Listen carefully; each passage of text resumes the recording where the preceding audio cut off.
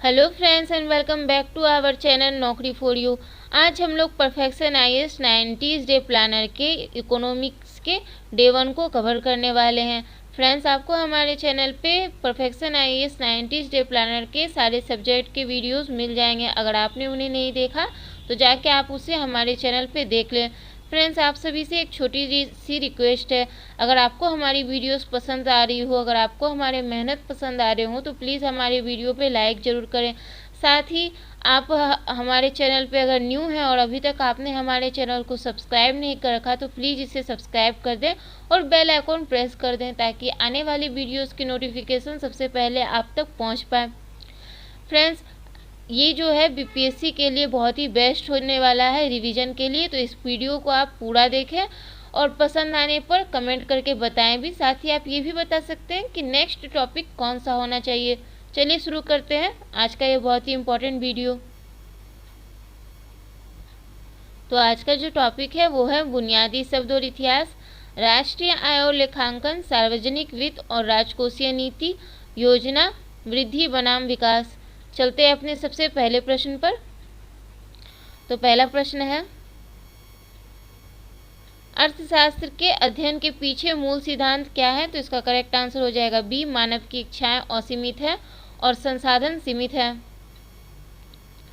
वस्तुओं और सेवाओं का उत्पादन अर्थशास्त्र के अध्ययन का मूल उद्देश्य है। अर्थशास्त्र के अध्ययन के पीछे अंतर्निहित सिद्धांत यह है कि मानव की इच्छाएं असीमित हैं और संसाधन सीमित है।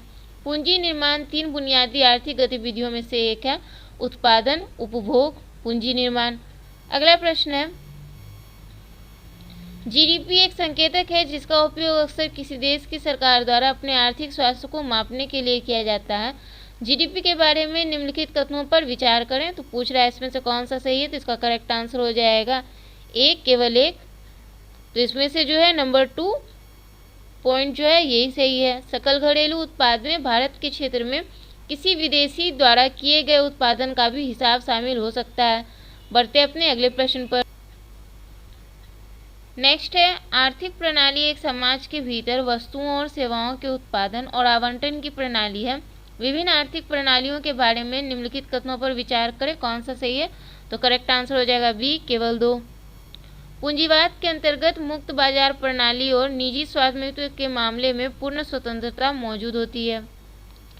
अगला प्रश्न है, भारतीय आर्थिक बाजार में विभिन्न प्रकार की वस्तुओं के संबंध में निम्नलिखित कथनों पर विचार करें। नीचे सही कोड को चिन्हित करें। तो इसका करेक्ट आंसर हो जाएगा बी, 2 और 3 जो है वो गलत हैं। तो जो सही है उन्हें देख लेते हैं।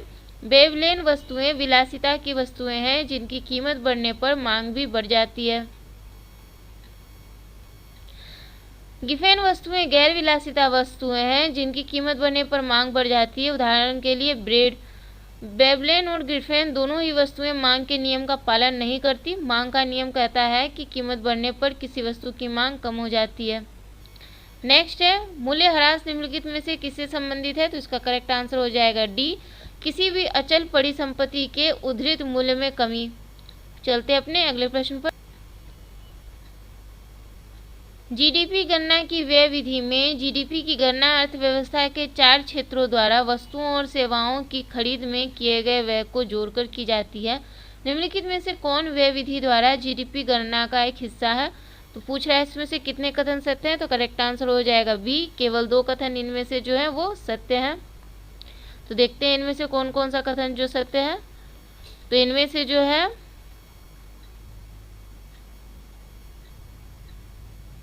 पहला और दूसरा सही है, सरकारी अंतिम उपभोग व्यय, निजी निवेश व्यय। इसके अलावे जो है आ जाएंगे निजी अंतिम उपभोग व्यय, निर्यात आयात। अगला प्रश्न है, घरेलू क्षेत्र वह आर्थिक क्षेत्र है जो सरकार द्वारा प्रशासित होता है जिसके भीतर व्यक्तियों, वस्तुओं और पूंजी का मुक्त संचलन होता है। भारत के घरेलू क्षेत्र में निम्नलिखित में से कौन शामिल नहीं है? तो इसका करेक्ट आंसर हो जाएगा सी, भारत के राज्य क्षेत्र में विदेशी सरकारों के दूतावास और वाणिज्य दूतावास। बढ़ते अपने अगले प्रश्न पर। अवसर लागत के संबंध में निम्नलिखित कथनों पर विचार करें। तो पूछ रहा है इनमें से कौन सा कथन सही है? तो इसमें से जो करेक्ट आंसर है वो है बी, केवल 2। अवसर लागत का उपयोग करके भावी प्रतिफल का सटीक अनुमान नहीं लगाया जा सकता। बढ़ते अपने अगले प्रश्न पर। निम्नलिखित कथनों पर विचार करें, कितने कथन सत्य हैं? तो इसका करेक्ट आंसर हो जाएगा ए। इसमें से केवल एक कथन सत्य है, तो पहला नंबर जो कथन है वही इसमें सत्य है। सकल राष्ट्रीय उत्पाद से घटाया गया मूल्य ह्रास शुद्ध राष्ट्रीय उत्पाद कहलाता है। बढ़ते अपने अगले प्रश्न पर। निम्नलिखित कथनों पर विचार करें और ग्रीन जीडीपी का सही स्पष्टीकरण बताएं। तो इसका करेक्ट आंसर हो जाएगा ए। हरित सकल घरेलू उत्पाद में पर्यावरणीय क्षति के कारणों को सकल घरेलू उत्पाद से घटाकर सतत सकल घरेलू उत्पाद जीडीपी प्राप्त किया जाता है। चलते अपने अगले प्रश्न पर।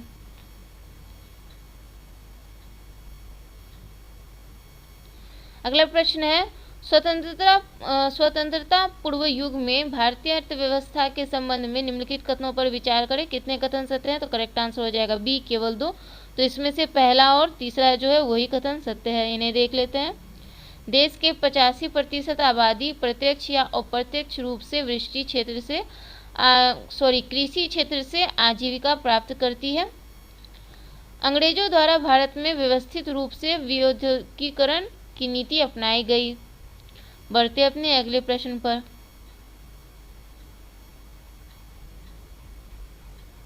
स्वतंत्रता पूर्व युग में भारतीय अर्थव्यवस्था के संबंध में निम्नलिखित कथनों पर विचार करें। तो पूछ रहा है कौन से कथन सही है। इसका करेक्ट आंसर हो जाएगा डी, सभी कथन जो है वो सही है।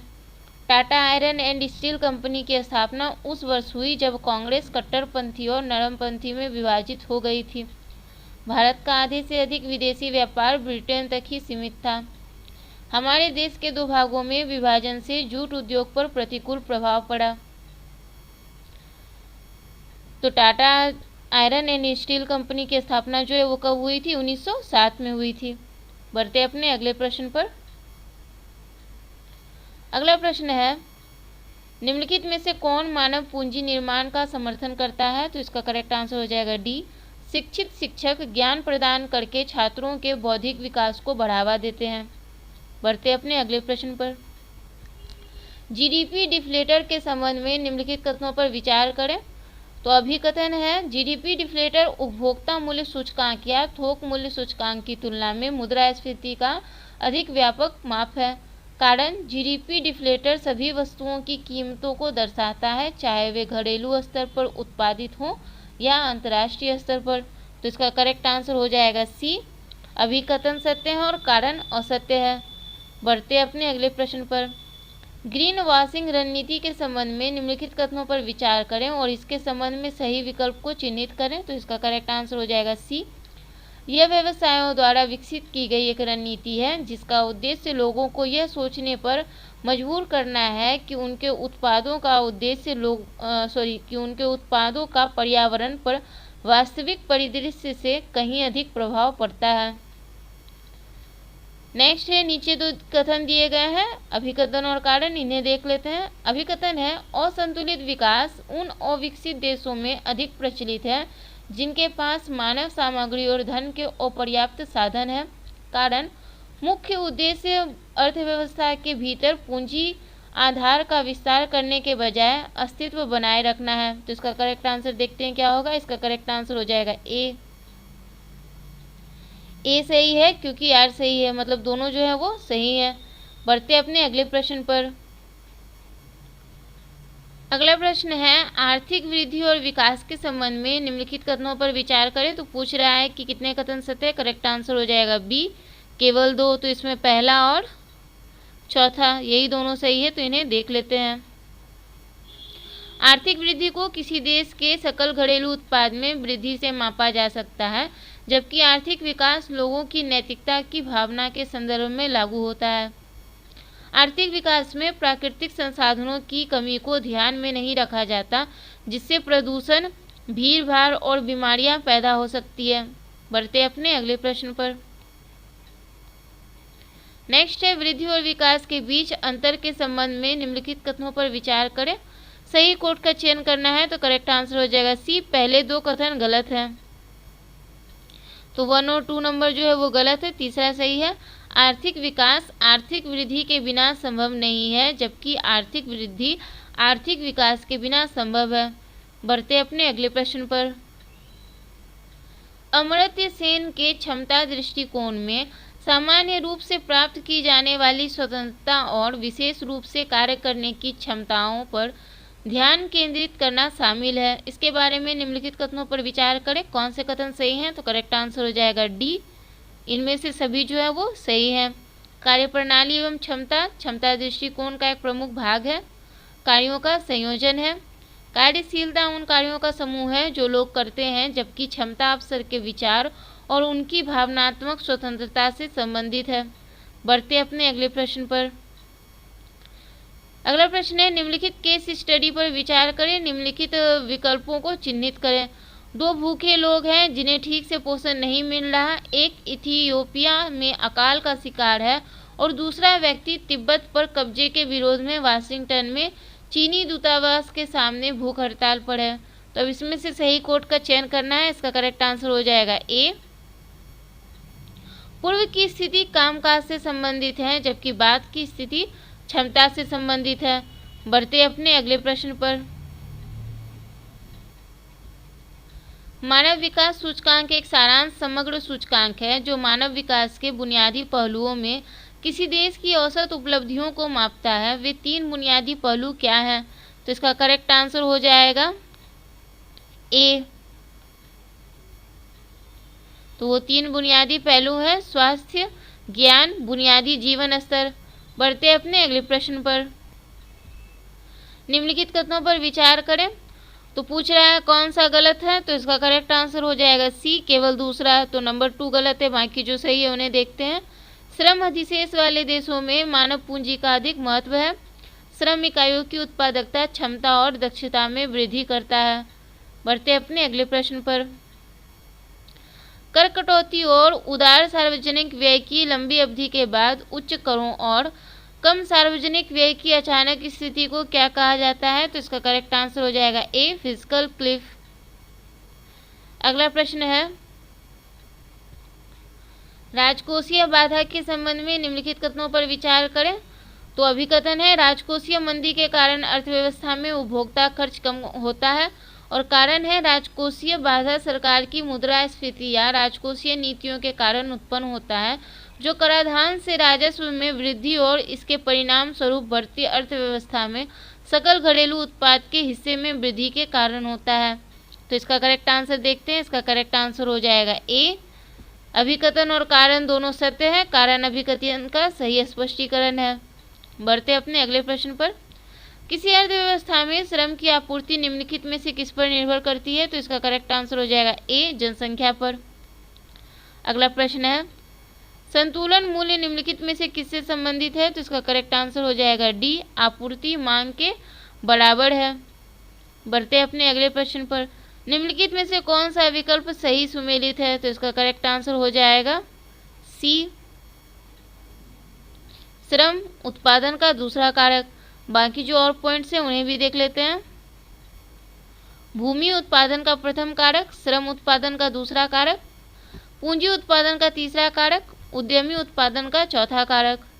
अगला प्रश्न है, किसी अर्थव्यवस्था में वस्तुओं की आपूर्ति को निम्नलिखित में से किससे संदर्भित किया जाता है? तो करेक्ट आंसर होगा डी, समय की प्रति इकाई एक विशेष मूल्य पर बिक्री के लिए प्रस्तुत माल की मात्रा। बढ़ते अपने अगले प्रश्न पर। पूर्ण प्रतिस्पर्धा के अंतर्गत किसी फर्म का संतुलन निम्नलिखित में से किसके द्वारा निर्धारित होता है? तो इसका करेक्ट आंसर हो जाएगा डी, सीमांत राजस्व बराबर सीमांत लागत। नेक्स्ट है, व्यष्टि अर्थशास्त्र और समष्टि अर्थशास्त्र के बीच अंतर पर विचार करें। तो इसका करेक्ट आंसर देखते हैं। सी, व्यष्टि अर्थशास्त्र व्यक्तियों और फर्मों के निर्णयों का अध्ययन करता है, जबकि समष्टि अर्थशास्त्र संपूर्ण अर्थव्यवस्था का अध्ययन करता है। बढ़ते अपने अगले प्रश्न पर। अगला प्रश्न है, निम्नलिखित कथनों पर विचार करें, कौन से कथन सही हैं? तो इसका करेक्ट आंसर हो जाएगा डी, दोनों ही कथन गलत हैं। बढ़ते अपने अगले प्रश्न पर। बजट के संबंध में निम्नलिखित कथनों पर विचार करें, कौन सा कथन सही है? तो इसका करेक्ट आंसर हो जाएगा डी, इसमें भी ना तो एक ना ही दो। बढ़ते अपने अगले प्रश्न पर। उससे पहले एक्सप्लेनेशन देखते हैं। भारतीय संविधान के अनुच्छेद 112 के अंतर्गत बजट के स्थान पर वार्षिक वित्तीय विवरण शब्द का प्रावधान है। विशिष्ट राजकोषीय संकेतकों के 3 साल का रोलिंग लक्ष्य राजकोषीय उत्तरदायित्व और बजट प्रबंधन अधिनियम 2003 के तहत मध्यम अवधि के राजकोषीय नीति वक्तव्य द्वारा निर्धारित किया जाता है। राजकोषीय उत्तरदायित्व और बजट प्रबंधन अधिनियम 2003 द्वारा अनिवार्य निम्नलिखित 3 नीति वक्तव्य बजट के साथ प्रस्तुत किए जाते हैं। तो वो तीनों जो है, पहला है मध्यम अवधि राजकोषीय नीति वक्तव्य जो विशिष्ट राजकोषीय संकेतकों के 3 वर्षीय चल लक्ष्य निर्धारित करता है। दूसरा है राजकोषीय नीति रणनीति वक्तव्य राजकोषीय क्षेत्र में सरकार की प्राथमिकताएं निर्धारित करता है। तीसरा मैक्रो इकोनॉमिक फ्रेमवर्क स्टेटमेंट में सकल घरेलू उत्पाद की वृद्धि दर, केंद्र सरकार के राजकोषीय संतुलन और बाह्य संतुलन के संबंध में अर्थव्यवस्था की संभावनाओं का आकलन किया जाता है। अगला प्रश्न है राजस्व प्राप्तियां सरकार द्वारा प्राप्त नियमित प्राप्तियां हैं जिनका भारत सरकार की परिसंपत्तियां या देनदारियों पर कोई प्रभाव नहीं पड़ता है। निम्नलिखित में से कौन सी भारत सरकार की राजस्व प्राप्तियों का हिस्सा है? तो पूछ रहा है कितने कथन सत्य हैं। करेक्ट आंसर हो जाएगा सी केवल 3। तो इसमें से जो है 1, 3 और 5 यही सही है। केंद्र सरकार द्वारा ऋण के कारण ब्याज प्राप्तियां, विदेशों से अनुदान सहायता, सरकार द्वारा किए गए निवेश पर लाभांश। नेक्स्ट है निम्नलिखित में से कौन सा राजकोषीय प्रोत्साहन का सबसे अच्छा वर्णन है? तो करेक्ट आंसर हो जाएगा सी। यह देश में आर्थिक गतिविधि को बढ़ावा देने के लिए सरकार की एक गहन सकारात्मक कार्रवाई है। अगला प्रश्न है जीएसटी वस्तु एवं सेवा कर के संबंध में निम्नलिखित कथनों में से कितने कथन सत्य हैं? तो करेक्ट आंसर हो जाएगा बी। इसमें से केवल 2 कथन ही सत्य हैं।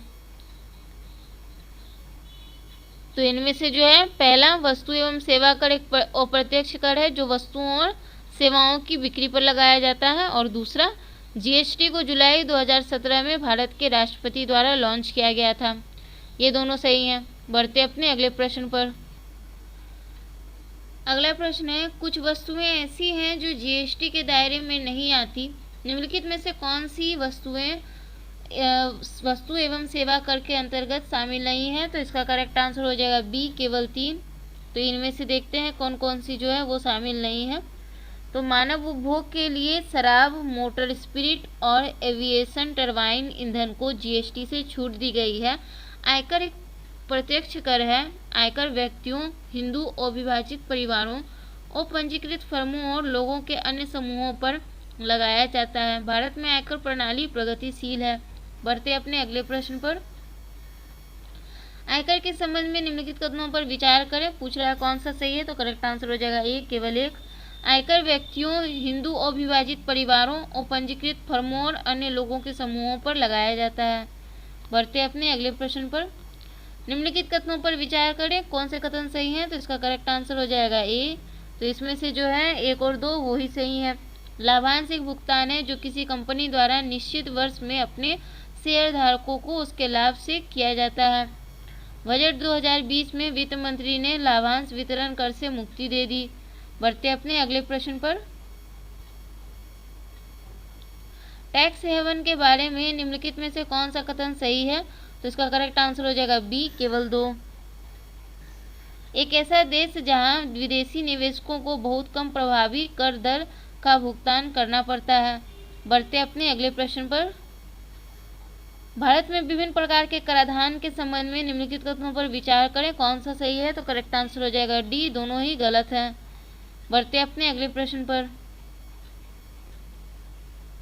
योजना व्यय के संबंध में निम्नलिखित कथनों पर विचार करें और सही विकल्प को चिन्हित करें। उपर्युक्त में से कितने बिंदु योजना व्यय के अंतर्गत गिने जाते हैं? तो करेक्ट आंसर हो जाएगा बी केवल 2। तो देखते हैं इनमें से कौन कौन होंगे। यहाँ एक्सप्लेनेशन देख लेते हैं। पंचवर्षीय योजना में सूचीबद्ध कार्यक्रमों पर किया गया व्यय है, जैसे बिजली उत्पादन तथा सड़कों और पुलों के निर्माण पर व्यय। गैर योजनागत व्यय सरकार की नियमित कार्यप्रणाली का हिस्सा है तथा यह योजना का हिस्सा नहीं है, जैसे ब्याज भुगतान, राज्यों को वैधानिक हस्तांतरण तथा पेंशन। रंगराजन समिति की सिफारिश पर भारत सरकार ने 2016 में योजनागत और गैर योजनागत व्यय के बीच के अंतर को समाप्त कर दिया था। बढ़ते अपने अगले प्रश्न पर। निम्नलिखित में से कौन सा कथन शून्य आधारित बजट का सबसे अच्छा वर्णन करता है? तो इसका करेक्ट आंसर हो जाएगा ए। प्रत्येक बार बजट तैयार करते समय सभी व्ययों का मूल्यांकन किया जाता है तथा नई अवधि के लिए आवश्यकता अनुसार व्ययों का आवंटन किया जाता है। बढ़ते अपने अगले प्रश्न पर। FRBM अधिनियम की समीक्षा के लिए 2016 में गठित NK सिंह समिति ने सिफारिश की थी कि सरकार को राजकोषीय घाटे का लक्ष्य रखना चाहिए। तो इसका करेक्ट आंसर हो जाएगा सी, 2023 तक सकल घरेलू उत्पाद का 2.5%। बढ़ते अपने अगले प्रश्न पर। संकीर्ण और व्यापक मुद्रा के संबंध में निम्नलिखित कथनों पर विचार करें। कितने कथन सत्य हैं? तो इसका करेक्ट आंसर हो जाएगा ए, केवल एक इसमें से सही है। तो इसमें से जो है नंबर पॉइंट जो है वही सही है। व्यापक मुद्रा संकीर्ण मुद्रा में सावधि जमा को जोड़कर प्राप्त की जाती है। बढ़ते अपने अगले प्रश्न पर। निम्नलिखित कथनों पर विचार करें। कौन सा कथन सही है? तो करेक्ट आंसर हो जाएगा ए, केवल एक। अवगुण वस्तुएं वे वस्तुएं हैं जिन पर सरकार विशेष कर लगाती हैं क्योंकि वे सामाजिक रूप से हानिकारक हैं।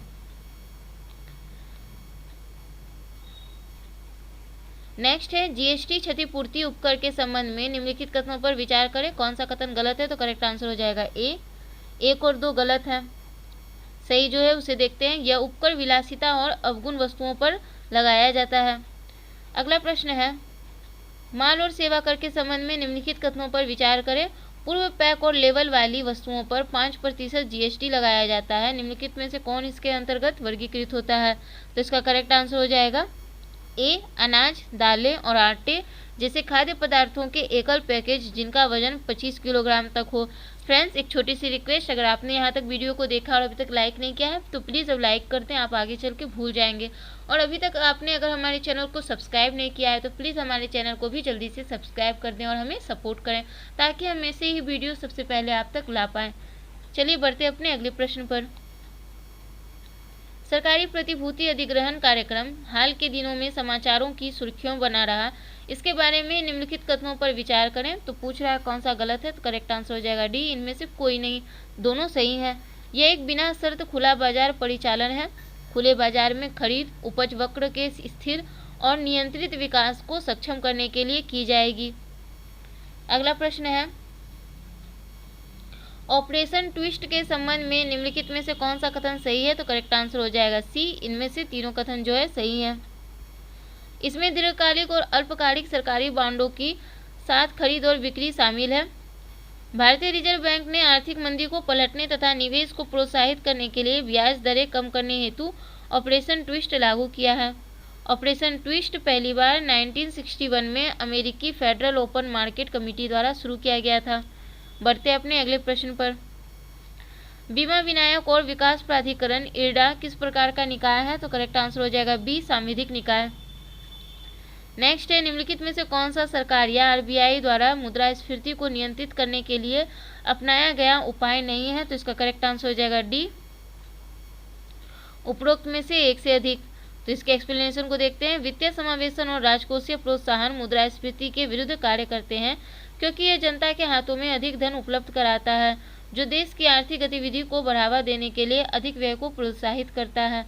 अगला प्रश्न है निम्नलिखित कथनों पर विचार करें। कौन सा सही है? तो करेक्ट आंसर हो जाएगा डी, तीनों। उपकर एक प्रकार का कर है जो करदाता की मूल कर देयता के ऊपर लगाया जाता है। उपकर प्रत्यक्ष एवं अप्रत्यक्ष दोनों करों पर लगाया जा सकता है। यह कर देय कर पर लगाया जाता है, ना कि योग्य आय पर। योजना आयोग के संबंध में निम्नलिखित कथनों पर विचार करें। कितने कथन सत्य है? तो करेक्ट आंसर हो जाएगा इसका बी, केवल 2। तो इसमें से पहला और दूसरा सही है। भारत के योजना आयोग की स्थापना 1950 में भारत सरकार एक प्रस्ताव द्वारा की गई थी। योजना आयोग के लिए अनुदान मांगों को कैबिनेट सचिवालय में बजट में शामिल किया गया है। बढ़ते अपने अगले प्रश्न पर। हेरोड डोमोर मॉडल के अनुसार आर्थिक विकास दर इस पर निर्भर करती है। तो करेक्ट आंसर हो जाएगा डी, ए और बी दोनों पर, पूंजी उत्पादन अनुपात और बचत निवेश पर। बढ़ते अपने अगले प्रश्न पर। योजना अवकाश के संबंध में निम्नलिखित कथनों पर विचार करें। अभिकथन भारत सरकार ने 1966 से 67, 67 से 68 और 68 से 69 की अवधि के दौरान योजना अवकाश घोषित किया। कारण भारत चीन युद्ध और पाकिस्तान के साथ युद्ध के कारण सरकार कमजोर वित्तीय स्थिति की सामना कर रही थी। तो इसका करेक्ट आंसर हो जाएगा ए। अभिकथन और कारण दोनों सत्य हैं। कारण अभिकथन का सही स्पष्टीकरण है। बढ़ते अपने अगले प्रश्न पर। नीली क्रांति या नील क्रांति 7वीं पंचवर्षीय योजना के दौरान शुरू की गई थी। क्रांति का प्रमुख उद्देश्य क्या था? तो इसका करेक्ट आंसर हो जाएगा ए। देश के मत्स्य पालन का समग्र विकास तथा जल कृषि और मत्स्य संसाधनों से उत्पादकता के माध्यम से मछुआरों की आय को दोगुना करना। बढ़ते अपने अगले प्रश्न पर। 5वीं पंचवर्षीय योजना के संबंध में निम्नलिखित कथनों पर विचार करें। कौन सा कथन सही है? तो करेक्ट आंसर हो जाएगा ए, केवल एक। 5वीं पंचवर्षीय योजना 1974 में इंदिरा गांधी की अध्यक्षता में शुरू की गई थी। अगला प्रश्न है, पंचवर्षीय योजना के संबंध में निम्नलिखित कथनों पर विचार करें। सही विकल्प को चिन्हित करें। तो इसका करेक्ट आंसर हो जाएगा सी। 10वीं पंचवर्षीय योजना का लक्ष्य गरीबी को आधा करना तथा 80 मिलियन लोगों के लिए रोजगार सृजित करना था। अगला प्रश्न है, आर्थिक विकास के संबंध में निम्नलिखित कथनों पर विचार करें और सही विकल्प को चिन्हित करें। तो इसका करेक्ट आंसर हो जाएगा सी। आर्थिक विकास राष्ट्रीय या प्रति व्यक्ति आय की वृद्धि को दर्शाता है। अगला प्रश्न है, विकास परियोजना में स्थानीय लोगों की भागीदारी को संदर्भित करता है। इसका करेक्ट आंसर हो जाएगा सी, सहभागी विकास। अगला प्रश्न है, निम्नलिखित में से कौन सा कथन गलत है? तो इसका करेक्ट आंसर हो जाएगा ए। 1, 2, 3 जो है ये तीनों के तीनों ही गलत हैं। बढ़ते अपने अगले प्रश्न पर। निम्नलिखित में से कौन सा कथन गलत है? तो इसका करेक्ट आंसर हो जाएगा डी, इसमें से कोई भी नहीं। NRLM का मतलब राष्ट्रीय ग्रामीण आजीविका मिशन है। इस योजना को आजीविका के नाम से जाना जाता है। NRLM का नाम बदलकर अब दीनदयाल अंत्योदय योजना कर दिया गया है। फ्रेंड्स, अगर आपने यहाँ तक वीडियो को देखा है तो लाइक ज़रूर करें और चैनल पर नए हैं तो सब्सक्राइब भी जरूर करें। अगला प्रश्न है, प्रति व्यक्ति आय के लिए निम्नलिखित में से कौन सा कथन सत्य है? तो करेक्ट आंसर हो जाएगा सी, केवल एक। केवल कामकाजी उम्र के वयस्क ही नहीं बल्कि प्रति व्यक्ति आय में सभी व्यक्ति शामिल हैं। बढ़ते अपने अगले प्रश्न पर। नियोजन के प्रारंभिक चरण में सार्वजनिक क्षेत्र की प्रमुख भूमिका थी क्योंकि। इसका करेक्ट आंसर हो जाएगा डी, इनमें से सभी हो जाएंगे। निजी उद्यमियों के पास निवेश के लिए पर्याप्त पूंजी की कमी थी। सरकार का उद्देश्य सामाजिक कल्याण था। बाजार इतना बड़ा नहीं था कि उद्योगपतियों को प्रमुख परियोजनाएं शुरू करने के लिए प्रोत्साहित कर सके। मांग का निम्न स्तर। बढ़ते अपने अगले प्रश्न पर। तो एक तरफ है सूची 1, एक तरफ है सूची 2, इसे सुमेलित करना है। इसका करेक्ट आंसर हो जाएगा सी। सी में है 4, 3, 1, 2। आइए इसे मैच कर लेते हैं। A4, B3, C1, D2 यानी नौकरी प्रशिक्षण पर श्रम उत्पादकता में वृद्धि, प्रवास, नई जगह पर अधिक आय, भौतिक पूंजी, मूर्त चीजें, मानव पूंजी, शिक्षा और प्रशिक्षण। बढ़ते अपने अगले प्रश्न की तरफ। लॉरेंज वक्र निम्नलिखित में से किससे संबंधित है? तो इसका करेक्ट आंसर देखते हैं क्या होगा। सी, 2, 3, 4। वक्र की ढलान जनसंख्या वितरण के प्रत्येक बिंदु पर प्रति व्यक्ति आय के समानुपाती होती है। आय की पूर्ण समानता के मामले में लॉरेंज वक्र एक सीधी रेखा होगी और अधिक वक्रता के साथ असमानता आनुपातिक रूप से बढ़ जाती है। गिनी गुणांक इस असमानता को मापता है। गिनी गुणांक आबादी में आय समानता की डिग्री को मापता है। बढ़ते अपने अगले प्रश्न पर। राज्य कोषीय घाटा संबंधित है तो इसका करेक्ट आंसर हो जाएगा ए, बजटीय घाटे का योग और सरकार का बाजार ऋण तथा दायित्व। बढ़ते अपने अगले प्रश्न पर। भारत में योजना पहलों के निम्नलिखित कालानुक्रमिक क्रम को व्यवस्थित करें तो इसका करेक्ट आंसर हो जाएगा ए, 2, 1, 4, 3, 5। यानी सबसे पहले आ जाएगा राष्ट्रीय योजना समिति का गठन, उसके बाद बम्बई योजना, गांधीवादी योजना, पीपल्स प्लान, सर्वोदय योजना। 1938 में भारतीय राष्ट्रीय कांग्रेस द्वारा राष्ट्रीय योजना समिति की स्थापना, 1945 में पीपुल्स प्लान्स, 1944 में बॉम्बे योजना, 1944 में गांधीवादी योजना और 1950 में जयप्रकाश नारायण द्वारा सर्वोदय योजना। अगला प्रश्न है, भारतीय पंचवर्षीय योजनाओं और उनके उद्देश्य के संबंध में निम्नलिखित में से कौन सा कथन सही ढंग से मेल खाता है? तो इसका करेक्ट आंसर हो जाएगा सी, 9वीं योजना का उद्देश्य सामाजिक न्याय और समानता के साथ विकास था। नेक्स्ट है 1991 की नई औद्योगिक नीति में कौन से तत्व महत्वपूर्ण थे? तो इसका करेक्ट आंसर हो जाएगा बी 1, 3 और 4। कुछ उद्योगों के लिए आरक्षण और लाइसेंसिंग आवश्यकताओं को हटाना, विदेशी निवेश को प्रोत्साहन, चालू खाता परिवर्तनीयता में सुधार लाने के उद्देश्य से विदेशी मुद्रा प्रबंधन अधिनियम की शुरुआत। अगला प्रश्न है निम्नलिखित युग्मों पर विचार करें, उपरोक्त में से कितने जोड़े सही हैं? तो इसका करेक्ट आंसर हो जाएगा ए, केवल 2 युग्म जो है वो सही सुमेलित हैं। तो देखते हैं इसमें से 3 और 4 जो है वो सही सुमेलित है। एक मिनट फ्रेंड्स। राजस्व प्राप्तियां ऐसी प्राप्तियां जिनसे ना तो कोई देनदारी बनती है और ना ही सरकारी संपत्तियों में कोई कमी आती है। पूंजीगत प्राप्तियां जो सरकार के संबंध में देनदारियां पैदा करती हैं या वित्तीय संपत्ति को कम करती हैं। बाकी 1 और 2 जो है वो आपस में बदल गए हैं। अगला प्रश्न है किस पंचवर्षीय योजना में सामुदायिक विकास पर जोर दिया गया? तो इसका करेक्ट आंसर हो जाएगा ए, प्रथम पंचवर्षीय योजना। नेक्स्ट है बिहार बजट वित्त वर्ष 2024 से 25 के संदर्भ में निम्नलिखित कथनों पर विचार करें। तो इसमें से जो है ये तीनों ही सही हैं। 2024 से 25 के लिए कुल राजस्व प्राप्तियां 2,26,798 करोड़ रुपए होने का अनुमान है, जो 2023 से 24 के संशोधित अनुमान से 6% अधिक है। 2024-25 में केंद्र से अनुदान 52,161 करोड़ रुपए अनुमानित है, जो 2023 से 24 के संशोधित अनुमान से 5% कम है। बिहार का कुल राजस्व 54,300 करोड़ रुपए होने का अनुमान है, जो 23 से 24 के संशोधित अनुमान से 8% अधिक है। बढ़ते अपने अगले प्रश्न पर। निम्नलिखित में से कौन भारत में वित्तीय समावेशन के लिए एक चुनौती है? तो करेक्ट आंसर हो जाएगा डी, सभी। वित्तीय सेवाओं तक सार्वभौमिक पहुंच, प्रभावी समन्वय, वित्तीय साक्षरता। अगला प्रश्न है अंतरिम बजट 2024 में उल्लिखित विकसित भारत के 4 स्तंभ क्या हैं? तो करेक्ट आंसर हो जाएगा इसका बी, गरीबी उन्मूलन, महिला सशक्तिकरण, युवा सशक्तिकरण और किसान कल्याण। बढ़ते अपने अगले प्रश्न पर। वह सिद्धांत जो इस अवधारणा को शामिल करता है कि जनसंख्या ज्यामितीय प्रगति या गुना में बढ़ती है जबकि खाद्य आपूर्ति अंकगणितीय जोड़ में बढ़ती है, कहलाती है। करेक्ट आंसर हो जाएगा इसका सी, माल्थीसियन सिद्धांत। बढ़ते अपने अगले प्रश्न पर। कथन भारतीय अर्थव्यवस्था एक मिश्रित अर्थव्यवस्था है, कारण भारत सरकार इन कथनों के विकास में सार्वजनिक और निजी क्षेत्र दोनों के लिए महत्वपूर्ण मानती है। तो इसका करेक्ट आंसर है ए और आर सत्य है, आर ए का सही स्पष्टीकरण है। अगला प्रश्न है भारतीय अर्थव्यवस्था के लिए हिंदू विकास दर शब्द किसके द्वारा गढ़ा गया था? तो इसका करेक्ट आंसर हो जाएगा सी, राजकृष्ण। यह शब्द भारतीय अर्थशास्त्री राजकृष्ण द्वारा गढ़ा गया था। हिंदू विकास दर एक अपमानजनक शब्द है जो 1991 से पहले भारत की समाजवादी अर्थव्यवस्था की कम वार्षिक विकास दर को संदर्भित करता था, जो 1950 से 80 के दशक तक लगभग 3.5% स्थिर रही थी। नेक्स्ट है भारतीय अर्थव्यवस्था के बारे में निम्नलिखित में से कौन सा कथन सही नहीं है? तो इसका करेक्ट आंसर हो जाएगा बी, 2 और 3 गलत हैं, बाकी सही है। भारतीय अर्थव्यवस्था में पूंजीवादी अर्थव्यवस्था का उदाहरण है पर्याप्त रोजगार सृजन है।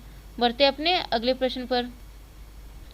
भारत सरकार निजी क्षेत्र के व्यय को प्रभावित कर सकती है, तो नीचे दिए कोड का उपयोग करके सही उत्तर चुनना है। इसका करेक्ट आंसर हो जाएगा ए, 1, 2, 3, 4 कराधान, सब्सिडी, बृहत आर्थिक नीतियाँ, अनुदान। ओके फ्रेंड्स, तो आज का हमारा परफेक्शन IAS 90 डे प्लानर्स का इकोनॉमिक्स फर्स्ट डे यहीं पे कंप्लीट होता है। अगर आपको हमारा वीडियो पसंद आया हो तो लाइक ज़रूर करें।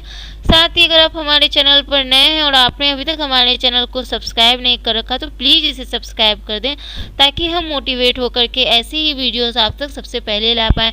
फ्रेंड्स, आप सभी से रिक्वेस्ट है, हमारा जो 1K सब्सक्राइबर का जो टारगेट है उसे हेल्प करने में हमारी मदद करें। Okay friends, thank you so much for watching our video. Keep supporting us. Subscribe our channel Naukri for you. Thank you so much. Jai Hind. Bye.